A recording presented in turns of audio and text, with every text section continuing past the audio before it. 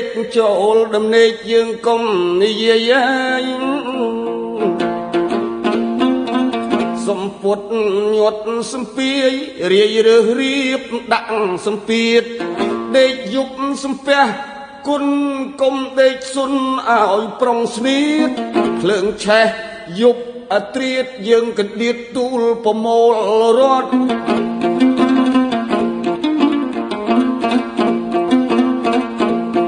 ខ្លួនរះក្រមមាសប្រាក់ភើចកន្ត្រាក់បានអាវសម្ពត់ទុំរំនឹងភ្លើងរលត់យើងស្លៀកគង់ផ្គត់សោះខ្មាស់គេឯងកូនណាយគិតឲ្យគ្រប់រៀងរាល់យប់កុំទំនេរ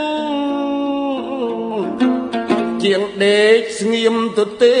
យល់សពជេបិសាចក្រ